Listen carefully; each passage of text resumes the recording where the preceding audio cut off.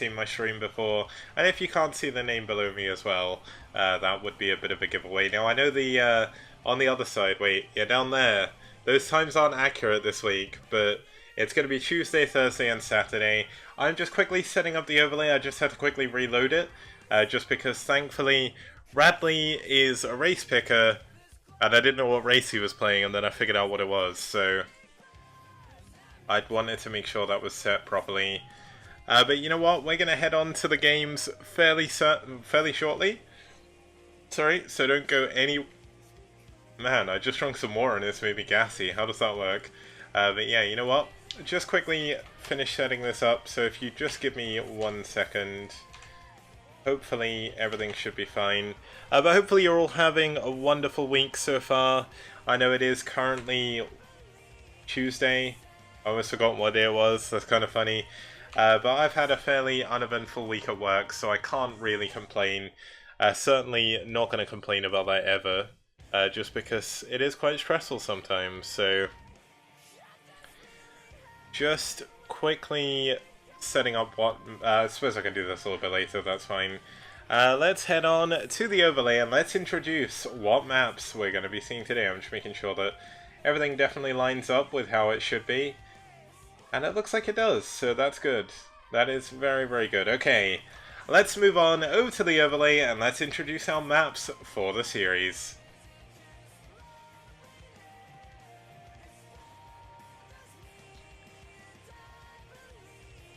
Okay, so starting us off in set 1, just in case you weren't here for the first round, we will have New Empire of the Sun. Wait, no we won't. 1 second, guys. I'm just going to quickly fix that, because that should be New Sniper Ridge. There are so many maps with New in the name, like, here we go.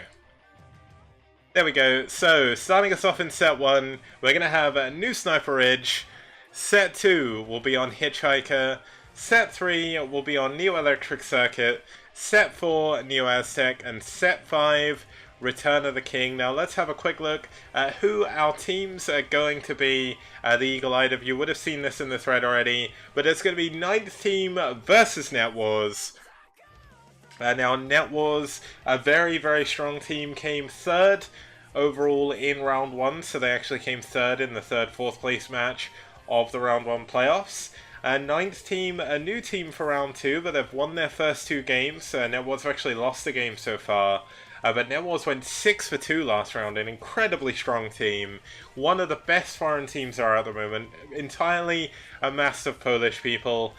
And 9th team were a basically merger between Foreign Brood War and the Team Liquid Star from last round. And let's have a look at what players they're going to be sending out here on this matchup. So, starting us off, we're going to have a ZBT between Hirmu and Koget. We're going to move on to a TB... Okay, that should be a TBT, but you know what, Radley? You win. And then we're going to move on to a V1... I'm sorry, we're going to move on to a PVZ between V1 and Kingpin. We're going to have Flash for the win versus Yeti in a PvP to finish us off if we don't make it to the ace match. And let's have a look at our first 2 players. Okay, so Hirmu is going to be starting up here for 9th team. He is a Zerg player. He did go 1 for 4 last round, but did in fact win his first game this round. He has gone 0 for 1 against Terran, and he's not against any ordinary Terran at the moment because his opponent is going to be for Net Wars. It's going to be their captain, a recent father again. It's going to be Koget. Now, Koget, one of the best players from round 1. He did get 8 wins, 2 losses. The only player with a better record than him was FAMAS-E, or FAMAS2, with 8 for 0. But he is 1 for 1 in this season, or in this round even. And he is going to be looking to make that 2-1 and give his team an early advantage in this first game. As we move on to our first map of today, it's going to be... Really? Really, Kicks? Is this what we're going to do? Are we doing this now?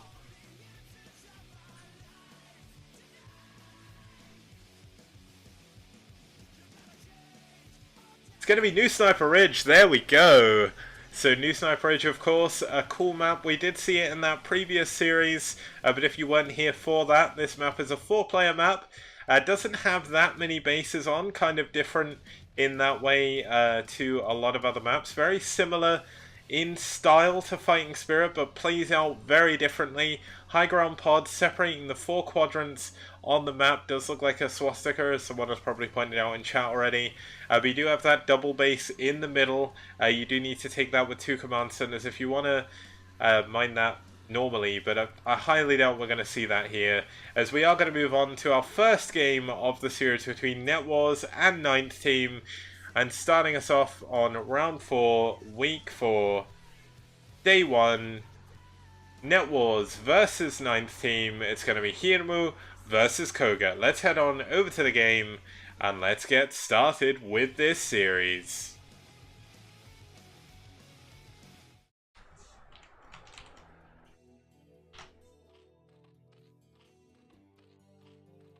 Okay, and starting us off in the top left-hand position, we do have our yellow Zerg fighting for 9th Team.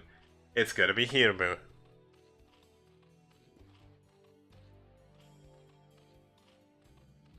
And his opponent over here in the top right-hand side position, Captain of NetWars, arguably one of the best foreign Terran players at the moment. It's going to be koget. And welcome, Hirmu. As you can see, guys, the actual player is in the chat, so hopefully he's not going to spoil anything. koget, unfortunately, very busy. It's also very late in Poland, so he's probably not watching right now. But he is definitely rooting for his team. He's been a little bit more inactive recently, just because he has recently become a father again. But he's certainly going to be feeling good about that, and certainly going to be feeling good about his team's chances once again in this STPL. Now, as I said before, they did a great job last time, and they're going to look to do a great job this time as well. And hopefully, for the benefit of NetWars, they're going to do it. But 9th Team, up and coming, really. They didn't do as well separately in round 1. Foreign Brood War and Team Liquid Staff had a lot of inactivity issues. But the best players, the active players from both teams, have joined together, and they are currently sitting pretty at 2-0 at the moment. One of the top players in their group, and it's going to be up to NetWars to try and knock them down a peg, try to get their way into those all-important playoffs. And now, if you're unsure of the format of the STPL and you've not seen the thread, there's 4 rounds spread across the entire year. So we had round 1 that lasted about 12 to 13 weeks with the playoffs as well. We're currently in week 4 cast wise from round 2. There's 7 weeks overall, and then the playoffs as well. And there's 4 rounds overall. The players, or the teams who make it into the playoffs, do find themselves some league points. And the top, I believe it's going to be the top 8 teams, are going to make it to the grand final playoffs at the very end of the tournament. And that is going to be where the prize money is distributed. Now, just in case you're worried that the people at the bottom don't get anything, the way I've done the prize pool is every single team is going to at least get something. It is a long tournament. I want to make sure that people don't feel like they've wasted their time, and especially give the teams that maybe aren't as strong a little bit more of a chance moving forward, and give them a little bit of incentive to keep trying hard and keep pushing their way. There's 4 chances to actually make it into a set of playoffs, so a lot of chances to get some league points as well. We've seen a few upsets. IRK knocked out Seoul in round 1 from the playoffs. They actually managed to beat both White and Seoul. Now, if you don't know who Seoul and White are, they are our 2 Korean teams. Seoul does have foreign players as well, like Dandy. We should see them later this week. I believe they're playing against... No, they played against the IRK last week, so it's not them, but still, they're going to be looking to do a pretty good job here. And IRK took them both down, so IRK doing a great job. We've actually got the lair coming up at the natural. And now this is for a couple of possible reasons. It can be used to hide it from a scan, but it could also be used to give it a little bit of extra health against any early aggression. Now, Hirmu is against a very strong player here, of course. koget going for Turak's Academy, it looks like, so not going to see any form of Engineering Bay, not going for that +1 5 racks, which is kind of kind of interesting given the fact he is up against a player who, no offense, Hirmu is ranked a lot lower than Koget is. Koget, one of the best foreign players at the moment. But this will give Koget a little bit of extra defense early on, gets a few Marines out quicker than otherwise he would do. So I can kind of see why Koget would go for this. He's not planning to do anything too crazy, and just looking to do the best he possibly can for his team. And thank you very much, Vincent, just to point out to everyone, if you don't know who Vincent is, you really should know who he is, because he casts pretty much every other day. I've said this in his chat to him the other day. I don't know how he manages to do it without killing his voice. But he is German. He's got a really nice voice. His English is incredibly good, way better than my German ever was. And he is a great caster, so do tune into his stuff as well. I know at the moment some of our casts have intersected. He's been kind enough to host me afterwards, but I do recommend giving his channel a follow if you haven't already. He's Vincent4TV, you can see his name in chat there, so do that. And of course the other player in chat at the moment, of course, is STPL. He is the leader of the BSL, currently one of the acting sort of semi-captains for Net Wars as well in the STPL, does a lot for his team, so do give him a follow as well. Hopefully the BSL should be back later in the year for BSL 5. BSL 4 was a great tournament, and hopefully he'll be back again soon with some more Brood War action for us all. So, not many drones here by Hirmu. Looks like Hirmu is going to go for that 2-hatchery Spire.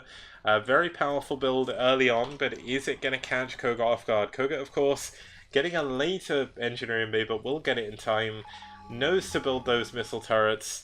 Scans the natural, sees the lair, sees only 2 creep colonies, which aren't aren't actually lit up. Now, there we go. We will see that scan going down in the main if I hide the right thing. So he does know that it's going to be 2 hatchery muteless. Now, the big important moment here in this game is going to be whether or not Hirmu can do any damage. If he can do some damage, he might be able to put himself in a very good position, but it all comes down to this one moment. Now, I'm not sure if my overlay actually crashed, but hopefully it's fine. I did try to fix Radley's race while this was all going on, but here we go. Hirmu going to move in, going to build up his mutinous count, but let's see exactly how much damage he can do. He's going to try and swing in at the natural, but there's already 2 turrets there, and that's going to make it very difficult for Hirmu to really do any damage. You see him pulling away immediately. We only have 2 barracks at the moment, but there's a lot of medic marine. Marine range is going to be coming up soon, making this even harder to do damage. And Hirmu, with a very poor economy, is going to be forced to try and do something here. But with 3 turrets, all this medic marine, Hirmu has to be incredibly careful, or he could be in a lot of bother. Now, it looks like here we go. He's going to move in, try and micro down some of these marines where he can, and let's see how good his mutant micro is. How much has he been learning from playing against players such as Cadenzi? And here we go. The muteless try and dive in on this turret, gets a medic for his troubles. Hasn't actually lost a single muteless yet, so good work by him, but he does need to be careful. The marines and medics in perfect position. And now, what's his plan off of the back of this? He's not going for a 3rd hatchery yet. He's not really added that many drones on. It looks like he's trying to go all in with the mutalisks, but this is a lot of marines. +1 attack, nearly finished as well, and when that happens, Hirmu is going to find himself in a very difficult spot. Now, he's going for +1 attack on his mutalisk and going into Queen's Nest, so his response to this is going to be going for likely Guardians. And Guardian's going to be very strong on this map at least, but he does need to keep Koget pinned back in his base for as long as possible without losing any of these all-important mutalisks. And here we go, he gets a nice volley down, but great target firing by Koget. Going to be able to take down one of his mutalisks. And, oh wow.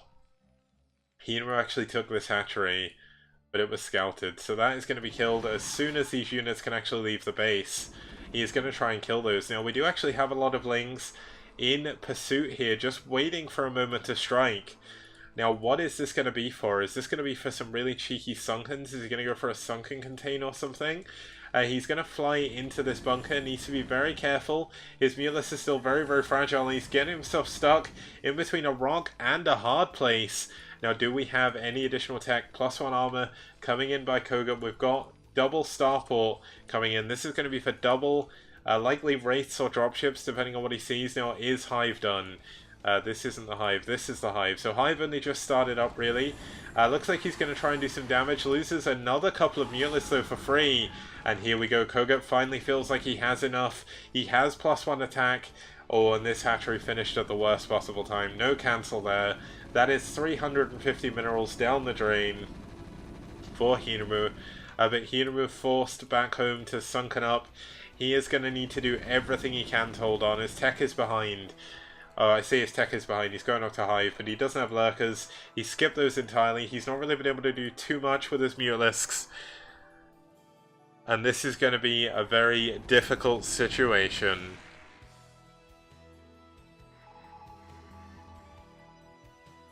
Now, what is Koget's plan? Koget scans. He sees everything that's going on. He sees there is 6 sunken colonies. He does have a lot of medics, a lot of marines, and this could be enough to actually push in and do some real damage.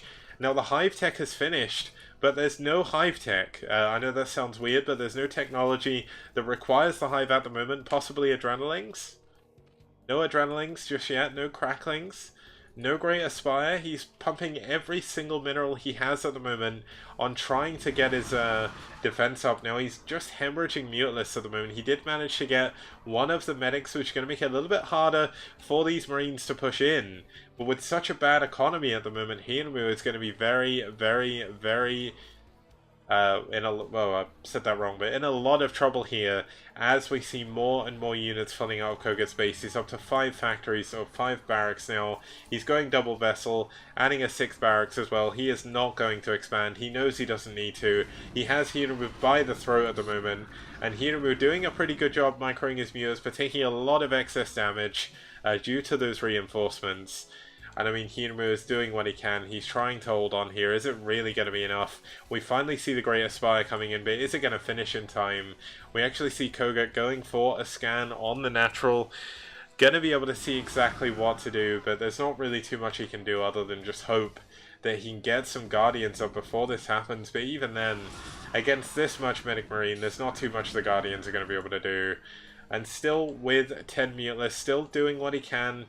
Just trying to pick off any medics, but here we go. This is the moment that Koget's been waiting for. He is going to move in. He's going in on the Sunkens. He's got a lot of Marines, a lot of these medics soaking up a lot of damage, a lot of Zerglings going down. And I think this is too little too late for Hirmu. He doesn't have the lava, doesn't have the hope, and it looks like Koget is going to go to a very dominating lead in this first game, deflecting the 2 hatchery play and pushing back with a great game-winning maneuver. And Hirmu's Great Aspire not going to be able to amount to much. All the Mutalisks going down. And this is going to be where we're going to see the GG. A little bit of a dance, and GG. Hirmu is taken out in this first game. Now, this is actually his first loss in the entire series, or in the entire of round 2. So, unlucky for Hirmu, but you come across a very, very strong opponent. And that's going to hurt him.